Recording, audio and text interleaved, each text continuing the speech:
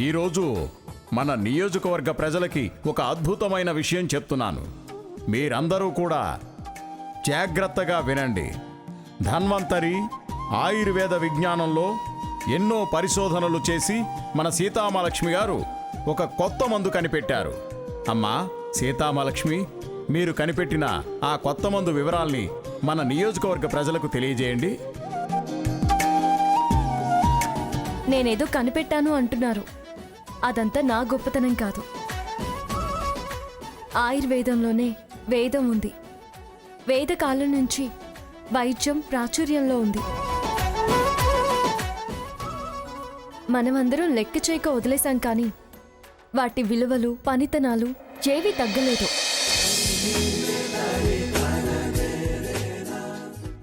అలాగే అమ్మమ్మల్ని తాతయ్యల్ని వద్దనుకుంటే వాళ్ళ గౌరవాలు తగ్గవు. మనమే సూచించే వాళ్ళు లేక విలువలు పోగొట్టుకోవాల్సి వస్తుంది. వాళ్ళ అనుభవాల్ని గుర్తు చేసుకున్నాను, ఆచరణలో పెట్టాను. అది నాకు ఇవాళ ఇంత గుర్తింపు తెచ్చిపెట్టింది.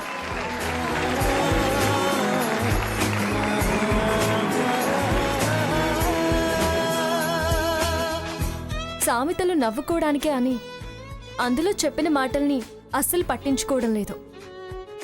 అమ్మ మాట చద్దిమూట అనేది ఒక్కటి చాలు.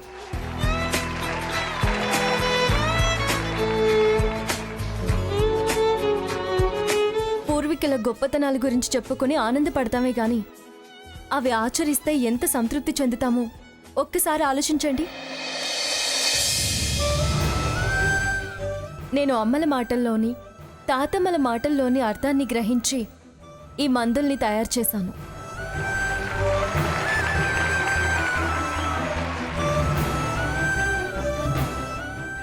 అది మాత్రమే కాదు, భవిష్యత్తులో నేను తయారు చేయబోయే ప్రతిదీ అందరికీ తక్కువ ధరలోనే అందుబాటులో ఉంటాయి.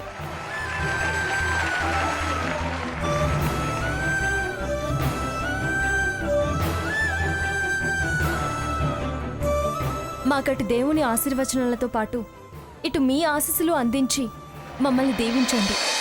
ఈ అవకాశాన్ని నాకు అందించినందుకు అందరికీ థ్యాంక్స్. సెలవు. అందరికీ శ్రీరామనవమి శుభాకాంక్షలు.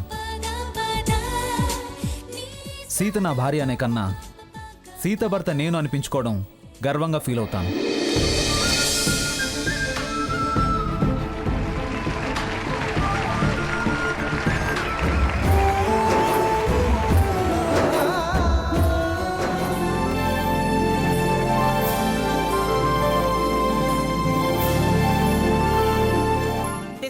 మరి నిన్న 4 విగ్రహాలు నేనే స్వయంగా ఇక్కడ పెట్టించాను. పెట్టించిన విగ్రహం ఏమైపోతుందండి? రాత్రికి రాత్రి కాళ్ళొచ్చి వెళ్ళిపోతుందా?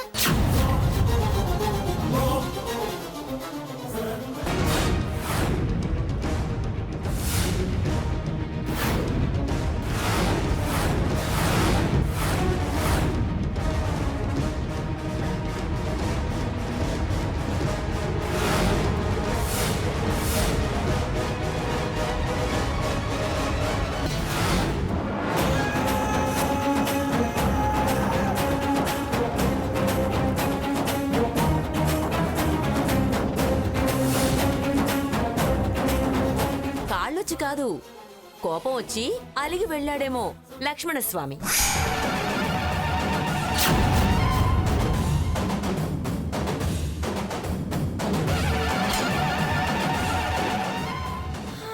అలగటమెందుకు, కోపమెందుకు? బొమ్మ అయినా అలా ఎలా వెళ్తుంది? దేవతామూర్తులకు ఏదైనా సాధ్యమే.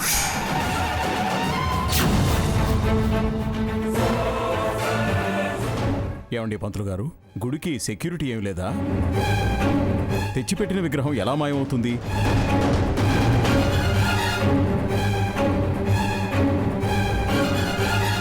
సెక్యూరిటీ ఫుల్గా ఉందండి. కాకపోతే ఇవాళ కళ్యాణం కదా, రాత్రంతా దేవాలయ అలంకరణ పనుల్లో బిజీగా ఉన్నారు.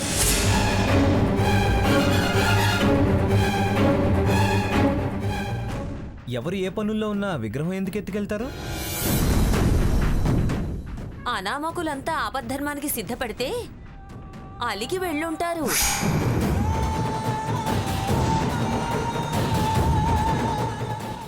అనామకులు ఎవరు? అపచారం ఏమిటి? అలుక దేనికి? మేం జరిపించాల్సిన కార్యం నువ్వు జరిపించావు.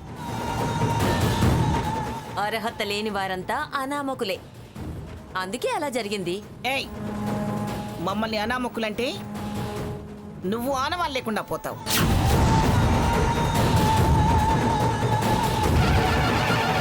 పాప పనులు చేసినా చేయించినా స్వామివారి ఆగ్రహానికి గురై నామరూపం లేకుండా పోతావు.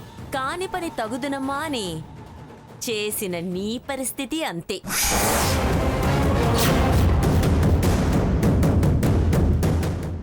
అధోగతి పాలవుతావు. ఎవరి అర్హతలేమిటో నిన్నే వివరంగా చెప్పారు కదా, మళ్ళీ ఆ కూతలే కుస్తావేమిటి? నీ వక్ర బుద్ధే విగ్రహాన్ని మాయం చేయించి ఉంటుంది. హ్మ్. నీ వంకర పనులు నచ్చకే స్వామి తప్పుకొనుంటాడు.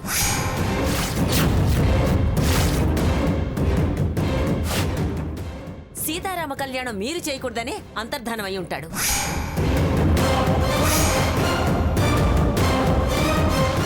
కాని మాటలు కాని మహత్యాల గురించి ఎక్కువగా మాట్లాడకండి. మర్యాదగా విగ్రహాన్ని ఎక్కడ దాచారో చెప్పండి.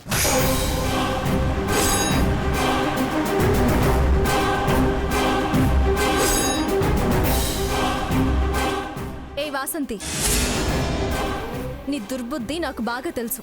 మర్యాదగా నిజం చెప్పవే.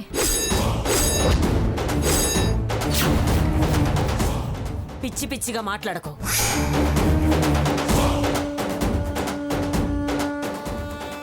విగ్రహం కనబడకపోవడానికి వాసంతికి ఏంటి సంబంధం? విగ్రహం అది తీసినట్టు దాన్ని అంటున్నావేంటి? నీ వక్ర బుద్ధే విగ్రహాన్ని మాయం చేయించి ఉంటుంది. మీరు తప్ప ఇలాంటి మొదలష్ట పనులు ఇంకెవరు చేస్తారు?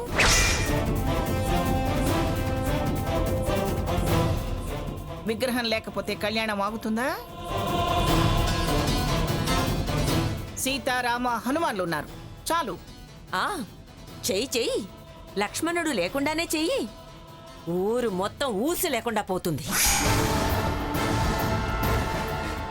చెయ్యడానికి నువ్వు సిద్ధపడినా ఊరికి అరిష్టం జరిగే పనిని నేను చేయనివ్వను. అమ్మా, తమరిద్దరూ కాసేపు వాదులాట ఆపుతారా?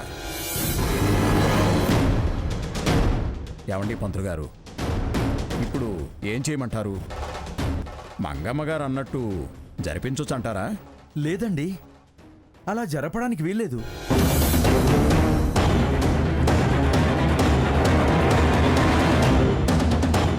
లక్ష్మణస్వామి బాధ్యత ఉండాల్సిందే.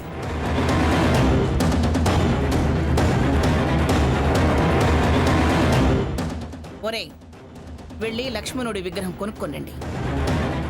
విడిగా లక్ష్మణుడి విగ్రహం ఎక్కడ దొరుకుతుంది మంగా? చాలా విగ్రహాలు అమ్ముతున్నారు తాతయ్య.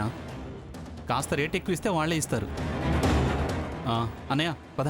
ఆగండి, అలా కళ్యాణమూర్తుల్ని విడదీసి తేవడం మంచిది కాదు. అదంత క్షేమం కూడా కాదు. మరెలా పంతులు గారు? ప్రత్యామ్నాయం ఏమి లేదా? స్వామికి బదులుగా మరేదైనా? అలా ఏదీ శాస్త్రంలో లేదండి. లక్ష్మణస్వామి విగ్రహం ఉండాల్సిందే. ఏ భాగీరథి, మేము కళ్యాణం జరపటం నీకు ఇష్టం లేక చివరికి ఇలా తెగబడతావా? ఊరు బాగు కోరేవాడు చేసే పనేనా ఇది?